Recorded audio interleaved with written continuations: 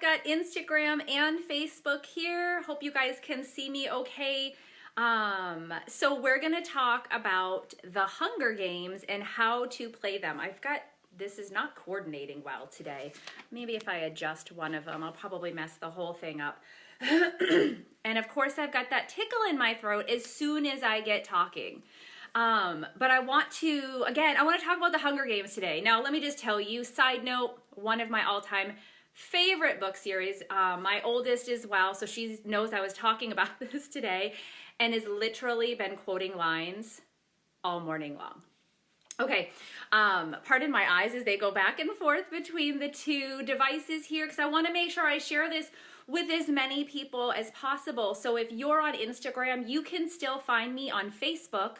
If you do that at Jennifer Coach for Life, you'll find my business page there. And if you're one of my Facebook peeps out there and you're like, what? I'm on Instagram too. You can find me with Jennifer_Health Coach, 4 Life on Instagram. So hope to see you on both. But let's get going here. Let's talk about the Hunger Games. And what we're talking about here is the difference between emotional hunger and physical hunger. Okay, so let's just right off the bat, let's just kind of separate the two and define them. So emotional hunger, like I said, guys, I got this tickle in my throat. So emotional hunger is when we eat based on our emotions. So we're either trying to avoid an uncomfortable emotion or we're trying to heighten the pleasure of an emotion, okay? Some examples of emotional hunger would be eating to comfort that feelings of maybe loneliness or sadness. You could also just eat out of boredom. Eating to try to just soothe those feelings of depression or anxiety. Also, eating to fill heartache. It's a real thing. Whereas, let's differentiate. Physical hunger is when your body signals to you that you're in fact hungry. It means also that you stop eating when you're satisfied before you're that uncomfortable, I call it that Thanksgiving full feeling, okay? So examples of physical hunger, and they differ for everyone, but here's a few and some more common ones. So maybe your stomach growls and it gets that hollow, hungry sensation. Your body may start to feel weak or your energy goes down. That's probably my number one hunger signal. You also can have your blood sugar will start to get a little low. And even we're not talking about, someone who's diagnosed with diabetes, but definitely those who are in that pre-diabetic or who are diabetic experience this even greater. But you get that blood sugar low, so you might get that shaky feeling. You could feel lightheaded, maybe even a little faint. So what will you learn from listening to your body? Well, just to be really frank, let me just put it out there. You'll be free from being a slave to food anymore. What that means is you'll feel more in control of your eating and less dependent on food to help your moods and those emotions that you're struggling with. So by listening to those hunger signals, you can determine how hungry you actually are or how full you really are. And with practice, you actually can get to a place where you can pinpoint where your body is at any given moment. So cool, so cool. By doing so, you can actually train yourself to stop eating before you're too full. And you can also get to that point where you are not turning to food to deal with the emotions, to cope with the emotions. You won't turn to food when you're bored, upset, anxious, depressed anymore. You're actually only turning to food when you're actually hungry. Now listen, if we're being really honest, it's a vicious cycle to get into this, right? To really eat for our emotions and start to ignore our body's hunger signals. Most people I talk to, every single client I've had, they're like, I don't know when I'm hungry anymore. And they definitely are like, oh, I eat till I'm so full that I'm like full, you know, that Thanksgiving full feeling. I don't have the energy. I can't do anything else. So, so with that, I want to actually introduce you guys to the Hunger Games. Are you guys ready? I know you're excited. I know you're like, where's Katniss? So I want to be clear, maybe cover myself a little bit. I'm not talking about getting weapons and heading out and trying to, hey Jeremy, trying to kill your coworkers, you know, family. We're not doing any of that. There is no Katniss Everdeen. Listen, you don't need to, you know, give all the signals.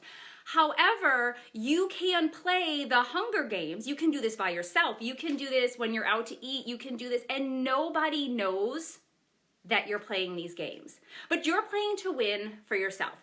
So I want to give you guys 3 games, and this is really a nice little sneak peek into some things that my clients are getting. Actually, last night, even my group coaching, we were reflecting on this because they've started this process of playing the Hunger Games. Okay, so Hunger Game number 1. See if you can be the slowest eater at the table. Like I said, nobody needs to know that you're doing this, that you are trying to eat the slowest. By doing this, guys, this is like tip number 1 of game number 1 is slowing down your eating, digesting your food, letting your body process and letting that food get to the brain to go, hey, I've enjoyed this, I'm done, I'm full, I feel good, I have energy, I'm all set. So that Hunger Game number 1, hey Gail, no one needs to know you're playing it, but you're trying to be the slowest eater at the table. Like I said, guys, you can do this at a restaurant, you can do this anywhere, you can do this with yourself. No one needs to know that you're doing it. Okay, game number 2. Just periodically check in with yourself. So during a meal, so often where maybe we're in conversation or we're just scarfing our food down and we're not actually even checking in with ourselves at all to see, am I full? Do I feel satisfied? Am I enjoying what I'm eating? So just even checking in with yourself during the meal. Guys, this is a game changer for the Hunger Games. Again, all things no one knows you're doing. This is for you. Okay, 3rd game. Make sure both screens are getting this. 3rd game. Okay. End of meal rituals. This one, oh my gosh. It seems so simple, but if you have an end of meal ritual, and maybe for you, that's literally pushing your plate away. Maybe for you, it's you put your napkin and your fork and knife right over your plate. Maybe if you're out to eat, that's signaling that waiter or waitress to come over, box up the food that you haven't finished, and maybe you order a hot cup of tea. But creating these rituals, again, they're for you to win the game. That nobody else knows what you're doing except you are honoring your body's natural hunger and fullness by playing these games. Okay, so I know that for a lot of you, this is hard. This is the hard work here, this emotional eating versus physical eating. And why do I know that? Because every single client I have or have had struggles with this part. So just so you know, it's a normal thing to struggle with, but you don't have to live like that. You actually can have, remember I talked about being that slave to food. You don't have to be anymore. You can actually overcome this.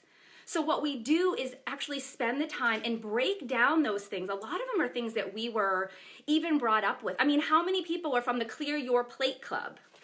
Hello? I mean, that's how I was raised. You're full, you're done when your plate is clear. What if you're not? What if that's not true? So what we do is I will start to break these things down. Hey, Corey, we're going to break these things down, let's just call them the lies that you've been taught about fullness and hunger and eating, all the things that go into that eating experience. We're going to break them down and we're going to come up with a plan specific for you and what you need within our time together so that you no longer are bound by eating emotionally. So if this is you, or if you're like, oh my gosh, I just thought that was, how it is and how it's always going to be. guys, you can go ahead, you can message me right on here. You can head over to my bio page, click that link. It gives you so many options. Maybe you struggle with sugar and you click that workshop. Maybe you just want to figure out, do I need to work with Jen? And there's a link right there. You're like, know what? I need to get this emotional eating thing under control once and for all. I don't want to live this way. Click the link and book a call. Let's talk this week. I want you to have that freedom. I want you to experience what eating is like when you just enjoy it. And then you feel energized and you feel great and your digestion's great, which makes your sleep great. And then your skin looks great and all the things that come with that. I want that for you. So if this is for you, or maybe even you're like, oh my gosh, my friend was just talking to me about this. Maybe this video is for him or her. Go ahead and send that too. Send them my link, send them my information, because then you just gave them freedom.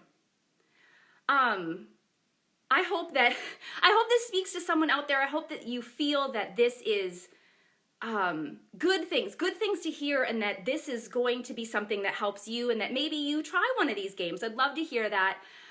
Before I go, let me just say, I was going to say, may the odds be ever in your favor. I mean, hello. And then my daughter, I told you, she's so cool. She's like, may the odds be ever in your flavor. I mean, come on. Is she the coolest? I want to eat my entire house after cycle class. You know what? It's so interesting you mentioned that, Corey, about eating. What she's saying is, you know, that crazy hunger after like a crazy workout. I actually have this, I have an amazing doctor, and I found that I was eating and eating and eating myself as well. Like I just couldn't stop, and it was because I needed to take my workouts down because my body couldn't sustain the workouts and then the amount of food I was eating, and I've actually cut everything back. That's a whole other conversation, and maybe I'll add that one in to talk about soon, but I'm so glad that you brought that up. And guys, if you know me, you know I love food. Like, I love to eat. Anyone who knows me is like, do you want food? Yes, always, please, because I have this freedom. So again, if that freedom is something you desire, if you are like, I'm so done emotionally eating, click on the link in my bio. Let's talk this week. I hope you guys have an awesome, awesome Tuesday.